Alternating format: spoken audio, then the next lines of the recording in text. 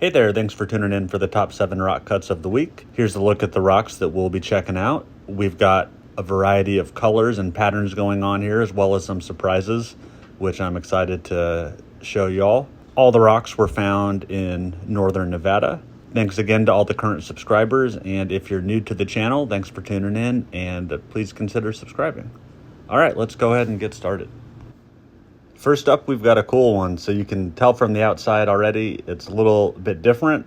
It is green with what looks like lighter green or maybe white inclusions. You can see on this part of the rock here, a little bit easier, but really present throughout. The green color on this one really caught my eye. So let's go ahead and take a look at the inside, and that is really cool.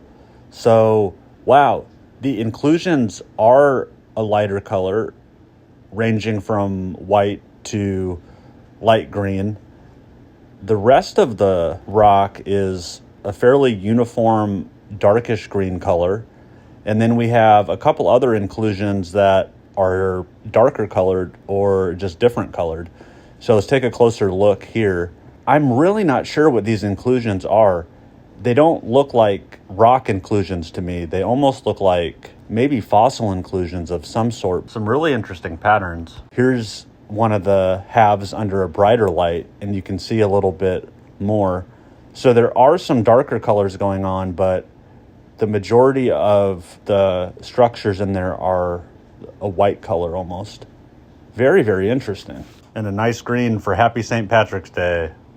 Okay, let's check out this rock. So from the outside, we can see we've got a lighter color going on with some yellows, a little bit of red, and the veins we can see don't necessarily look like they have a ton of color to them, but hard to see.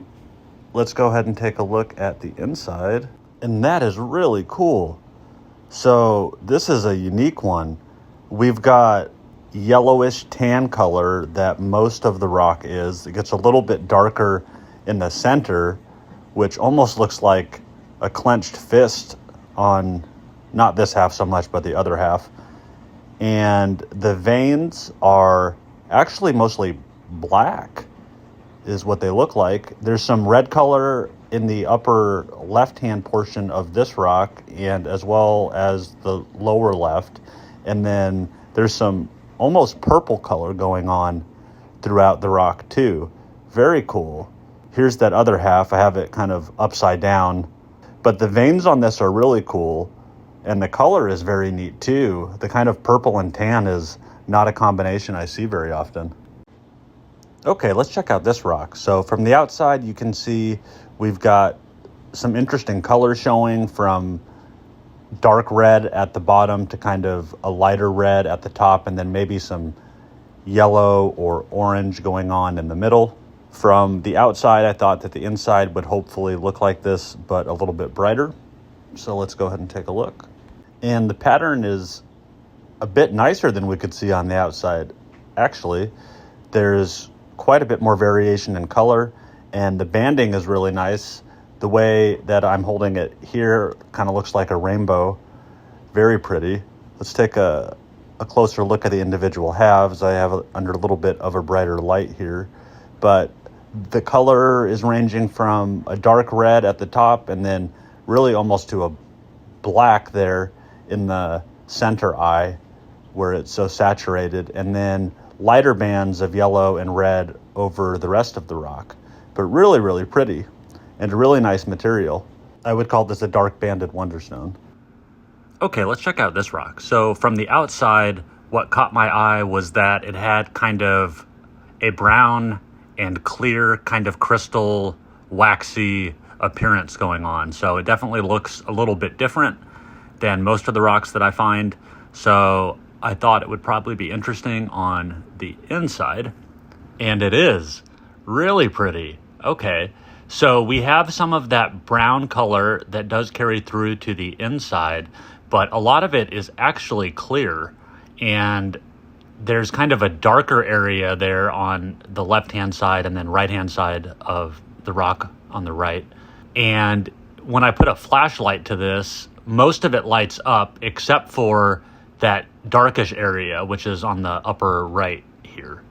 So I'm wondering if that is some sort of inclusion, and the white areas that are around it kind of look like inclusions also. So not sure exactly what it is in this agate material, but really pretty, a really unique one. I could probably take another cut of this and see what it looks like a little bit further down. Okay, let's check out this rock. So from the outside, you can see we've got some nice colors and patterns showing. So we have the classic dark red with lighter color white going on, and some veins and splotches. As we get around to this other side, you'll see that there's some yellow and some red that's almost so dark that it's black. So let's go ahead and take a look at what that looks like on the inside. And that is really nice. So the pattern does carry through to the inside. The light color is a very nice white that's got kind of some gray that's swirled in, which looks pretty cool. Some of the veins in that part of the rock have a little bit of the yellow to them. And then as we go towards the center, we have some of the classic Lahontan Jasper pattern of the red that's kind of overfilled the veins there. Really, really pretty. Even the grays and the whites are nice. There's some yellow that's in the white also. Really pretty. Okay, let's check out this rock. So as you can see, this one looks a little bit different too. So a very light material that has a bunch of cavities.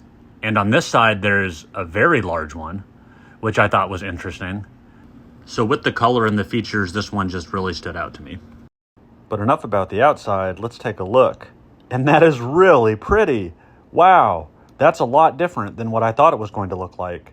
So the outside color really is just the color of the matrix of the rock, and there's a whole bunch of inclusions going on inside it. So there's kind of a big white one there on the right side, and some smaller sections, and a nice variety of color from red to yellow and orange and white, and then even some gray down there at the bottom and kind of making up some of the matrix. Really, really interesting. I was not expecting to see a color pop like that on the inside. Very cool. Okay, last and certainly not least, let's check out this guy. So this one I thought just looked really cool from the outside because you can see it's a nice material.